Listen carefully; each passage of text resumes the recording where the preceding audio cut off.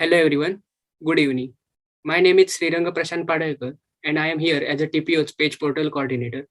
Today we are here with the group GIFT for GAB to conduct the second activity, that is pre-topic talk. So let's start the activity. First of all, I would like to call Gajala to share his view on her topic. Gajala, over to you.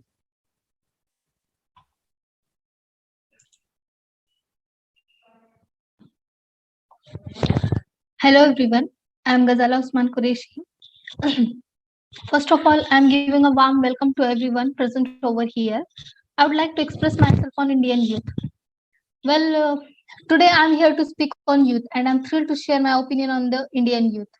What is youth? Youth are defined as those aged 15 to 29 in the National Youth Policy. I would like to reiterate that the future of a nation lies in the hands of its youth. The more we empower our youth today, the brighter tomorrow our nation will witness. As per 2001 census, 55.4% of India's population is in the age group of 15 to 16 years. Hence, India is called the young nation. India's 1.3 billion people make it the second most populous country in the world. But with an average age of 29, it is the one of the youngest population globally. The role of youth is to simply to renew, refresh, and maintain. Youth have a role to renew and refresh the current status of our society, including leadership, innovation, skills, etc. On the other hand, youths have also to maintain the cultures of our culture, all the good values in the society, development projects, etc. Unfortunately, the youths are the backbone of our society, and hence they determine the future of any given society. This is because all the other age groups like kids, teenagers, middle-aged, and the senior citizen rely on the youth and expects a lot from them. This makes the youth to be a more important age group in today's society and future society also. Therefore, due to high dependence on youth in the society, we, the youth, have a role to play because the future of our families, communities, and countries lies in our hands. Youth can play a vital role in the development of country, but this young and able workforce is not being given their sufficient chance to shine. Unfortunately, there is lack of opportunities, professional training institutes, awareness for the youth in the country. Educated youth is unemployed. They are unable to participate in the country's development because there is no sufficient quality education, textbooks, policies, and curricula differ across the country. There is no sufficient proper training institute in the country where students can get their professional training for their careers. Youth is now becoming more depressed segment of the society. There are degrees but not sufficient jobs. There are universities but not sufficient professional education. There are schools but different education system between elite and poor. There is a government but not sufficient proper policies as to how they can solve these issues. And government should realize the situation and take quick measures to save the future of the nation. Otherwise, the situation may make the youth to choose more destructive path, and that will be more detrimental to our society. Thank you. Thank you, Gajala. Now I would like to call Vaibhav Sutar to share his view on his topic. Vaibhav, over to you now. Hello everyone, I am Vaibhav Vijay Sutar and I am here to present my views on the topic online education in India. Until this COVID pandemic begins, the online education in India for all students was just a topic of speech and essay writing in India. The challenges of online education are complex. It is time that we Indians as a society understand the importance of online education in India for India. Only few coaching classes of competitive exams were providing the online lectures previously on their respective apps or different platforms like YouTube. India as a country had never taken to online education before, but the pandemic forced us to start it sooner than we thought we were ready to adopt it.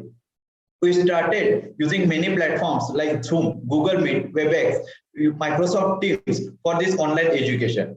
This has had various implications for students and the education system. The fact that we have successfully managed to ensure the education is not hampered because of the pandemic is highly commendable. Online education allows for learning something beyond the norms. A learner has access to unlimited topics and global experts in niche subjects. Online programs allow people allow people of wide age group to learn at their own place without inhibitions and without compromising their own responsibility, which we can say it's a flexible education system.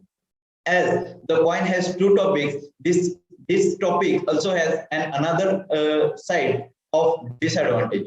Till the date, we were talking about mobiles and computers are distraction for students from studies. But today, we can't study without using mobiles and laptops. Using the internet for entertainment is a common, but for online lessons, it's a big challenge. Teachers may not be well versed with the creating digital content and conveying it effectively. How many students have paid attention in the class? Of those, how many students understood the lesson and teaching place is all right? Are the or are some students lagging behind compared to other students, and all these are the some questions that arises in the online education. And all the technology programs include hand-on laboratories, dissection projects, and field trips to complement theoretical subjects. But finally, education is not about just gaining the subject knowledge, but also developing social skills, sportsmanship, and sportsmanship are among the students, which built over the years. So we think that this online education have both the advantages and disadvantages also. That's all from my side. Thank you. Thank you, Vaibhav. Next, I would like to invite Rutuja. Rutuja, over to you now.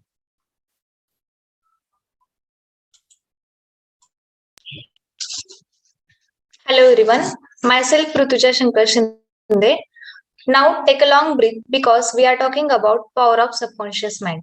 Subconscious mind, which is reservoir of lot of memories. Memories come with tear and happiness. Tears are the part of emotions, and our emotions are controlled by our subconscious mind. Subconscious mind is like an iceberg, which is below the waterline in the ocean. When I said about iceberg, then we all definitely imagine a floating iceberg. Our 90% activities are functioned by subconscious mind. Imagination is also the power of subconscious mind. Now we look out.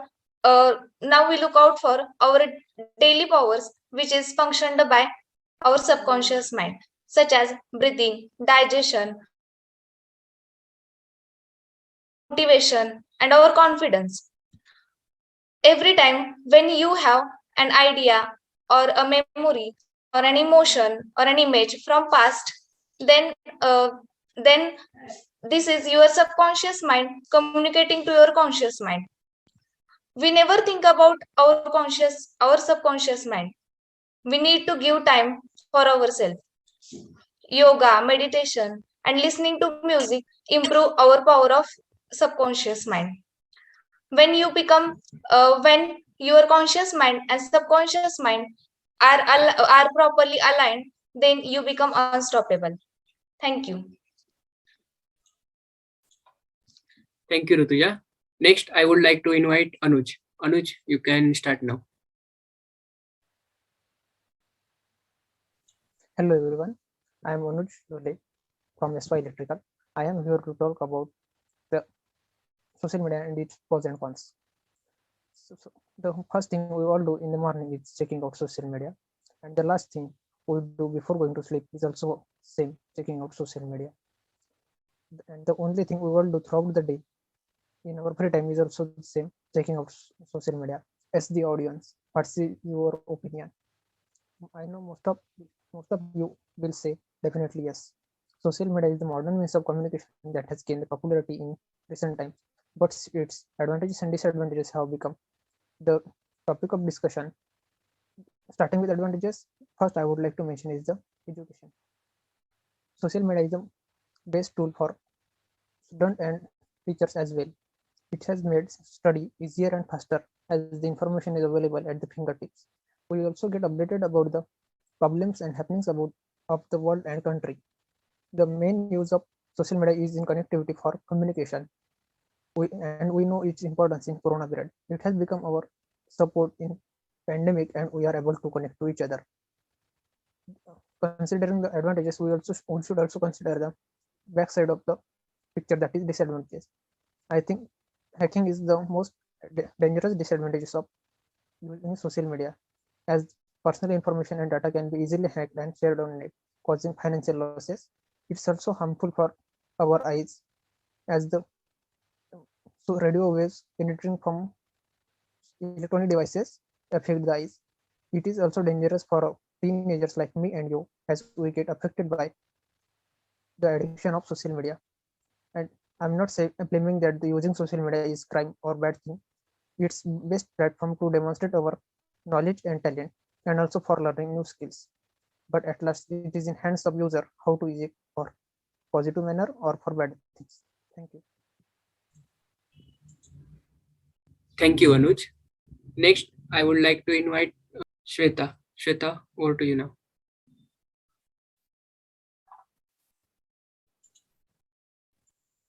Hello everyone, I'm Shweta Patil from second year electrical department, and today I'm going to speak on topic exam, the way of assessing students.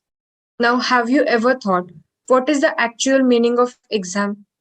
So exams are testing our improvements, where we are doing good and where we need to improve, where we need to put some efforts. This is nothing but a self-assessment. Now, what is meaning of assessment?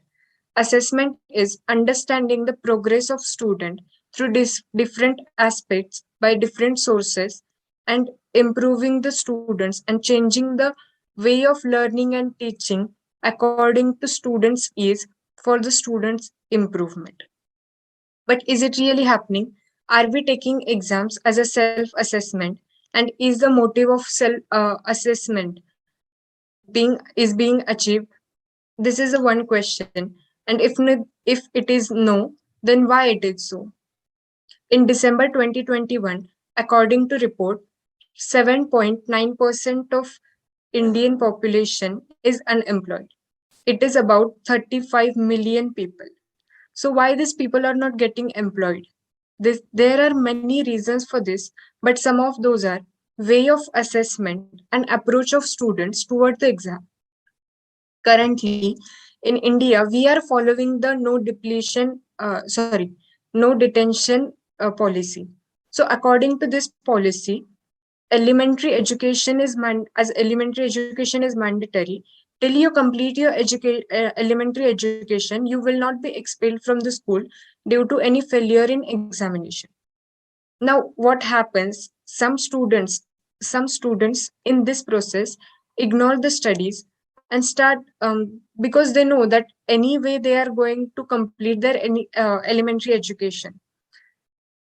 But what happens after eighth standard? They take the exams as a burden because they are told to score a good marks, take a good grades, to have a better future. Nothing is wrong in it, but as they have not studied previously in previous standards, they take the exams as a burden. So what is the role of parents and teachers? They should teach the students, and they should build the mindset of student that what is the need of examination, why do we conduct the examination, and how you should look towards the examination. Because unless and until student take the examination, they will not get to know that what are their weak points, and they will not able to improve those, uh, work on their weak points. So this is the role of parents and teachers, that they should build a mindset of students that exams are meant for self assessment and not not for burden. Secondly, the way of assessment. What should be the way of assessment? So assessment should not be only done in aspect of knowledge only. It should be done in all aspects. That is, whenever we take an examination, there are other aspects also other than knowledge, That is, there is time management, there is decision making, then there is planning and strategy, that which question should come first, which question should solve the last. In the decision making, which question I have to select, which question will score get me a more score. So these are the different skill. These qualities are really very important, because in the life, whenever we are in different situations, we apply these skills only: time management, decision making. Another is planning and strategy making. And another, other than this, is accuracy is also very important in examinations. So assessor, what examiners should do, they should assess the students in these aspects also, and discuss these aspects with the students. And tell, telling this result of the assessment to the students, they should not they should tell that where you are lagging, which are your strengths. This will help students to uh, choose their field of interest and the field where they can contribute their best.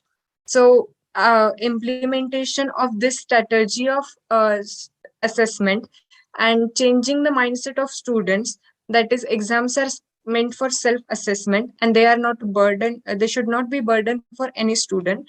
This will help this will help students to have a bright future, which will ultimately result in a good future of India. Thank you. Thank you, Shweta. Next, I would like to call Avishkar to share his views. Avishkar, over to you now. Hello everyone, I am Avishkar Vasak Chaudhary. I am here to talk on my topic, job versus startup. What would you choose? The one thing every student thinks in his mind is career. Everyone in this world wants to be settled as early as possible. The only question arises is what is the right way to do it? There are majorly two options. One is job and other is startup, or we can say it as business. The first option is most oftenly chosen in our country. There are again two options present in jobs. One is private job and other is government job. There is lack of security present in private job. Therefore, many students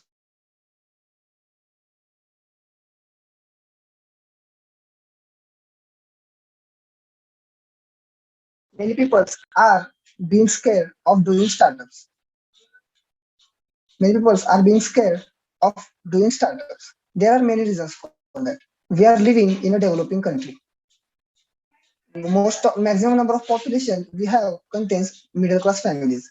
These families are more concerned about the stability and security of the future. Until now, I was talking about the current situation present in India. But the question is, what is my opinion on this? By my opinion, I will prefer startup over job. I strongly believe that if you want to do something great in your life, then startup is the best way for it. I know it has some risks, but rewards are also worth of risks. We, the young generation students, have to think about doing startups to overcome the problem of unemployment. Startup gives us various challenges to face. We can excel our knowledge by investing our idea in startup. You work for your own growth, and you can achieve exponential growth by doing startups. In current generation, many students have various ideas, but they fail to convert those ideas into practicals because of the lack of confidence. The best quote I remember this time is, if you don't take risks, you will work for someone who does. Thank you. Thank you, Avishkar. Next, I would like to call Payal. Payal, you can start now. Hello everyone, I'm Payal Shivajikadam. I'm from second year electrical engineering. My today's topic is why we are considering electrical vehicles as the future. At the middle of 18th century, we are using the gasoline as the means of transport. But last 2 decades, it has been observed that about 23% of pollution has been generated by only the automobile industry, which has adverse effect on the human health and the environment, as petrol, diesel are the non-renewable sources of energy which are declining day by day. To tackle such challenges, there is need to look for an alternative source of energy. As we are living in advanced era of technology, the advancement in automobile industry gave rise to the electrical vehicle technology, which helps for the betterment of human and the environment. Electric vehicles runs on the electricity, which leads to the zero emission of carbon gases. So it leads to the development of green technology. The maintenance cost of the electric vehicle is much cheaper than that of traditional vehicles, as it has a less moving part, so it reduces the wear and tear of the vehicles. They are extremely convenient to use, especially in cities, because it has better torque from the motor to the wheels, so it results into quicker response.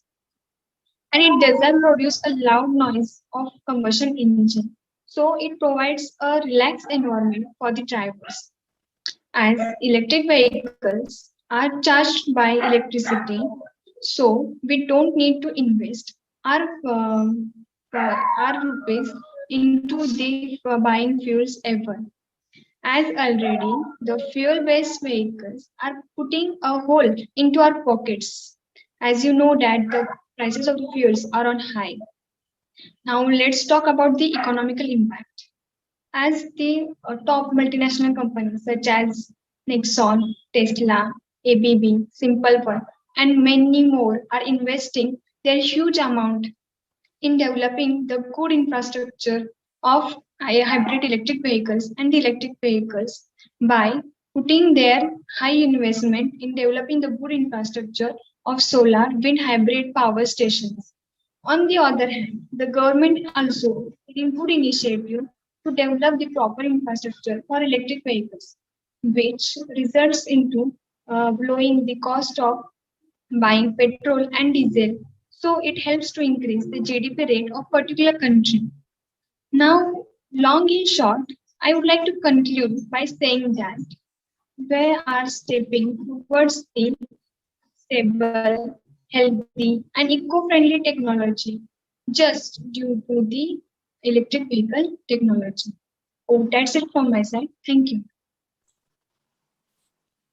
Thank you, Payal. Next, I would like to call Nisha. Nisha, you can start now. Hello everyone, myself Nisha Dhananjay Yadav. I am here to present my points on women empowerment. Women play an important role in societies. The whole family is dependent on women for daily activities. They play role of mother, wife, friend, teacher, nurse, and so on, all at the same time, while catering everybody's needs.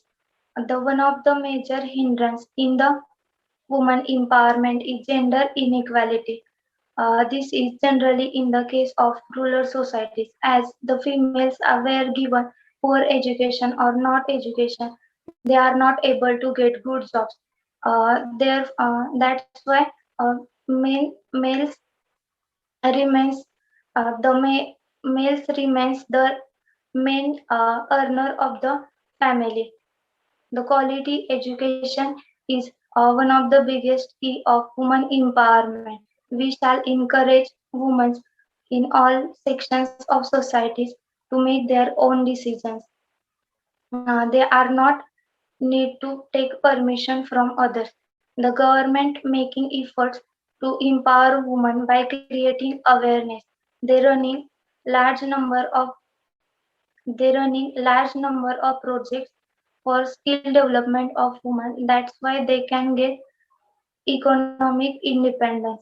The true meaning of women empowerment will be when gender inequality is eliminated. We need to give equal opportunities, equal respect to the males, equal respect to women as equal to males. That's all from my side. Thank you for your patience. Thank you, Nisha. Next, I would like to call Mansi. Mansi, you can start.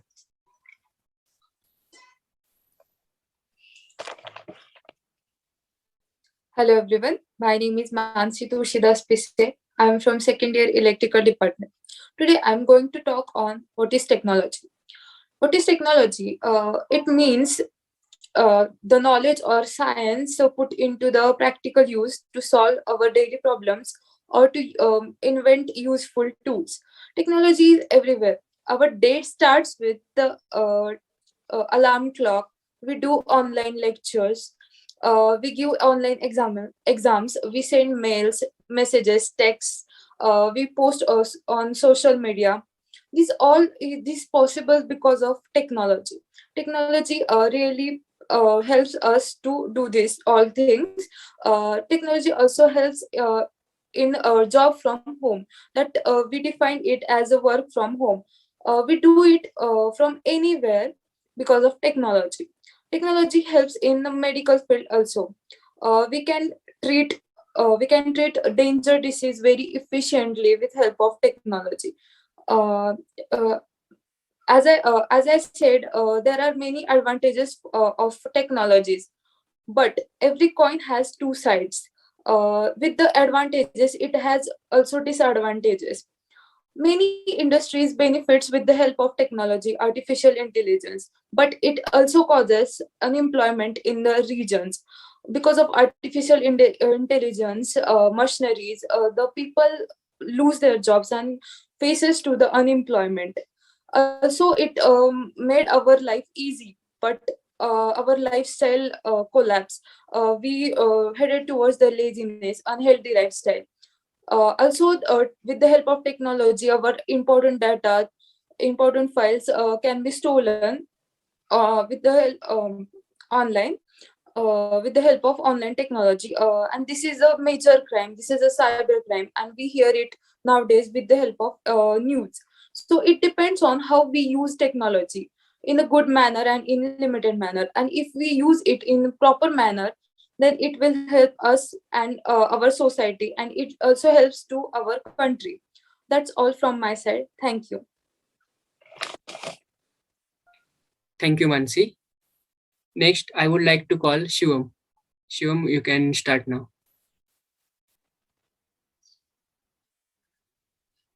Hello everyone, myself Shivam Rajesh Phatak. Today I'm going to express my views on stock market investment or gambling. People often think that stock market is more about losing your money and gambling, but it is not actually like. Coming to the point, many investors debate on investing in stock market is just like gambling at a casino. This is the opinion of many investors who invest in the stock market. They are not investing, but simply they are gambling. Gambling is quite like investing. It's just a game of chance. Gambling and investing in a stock.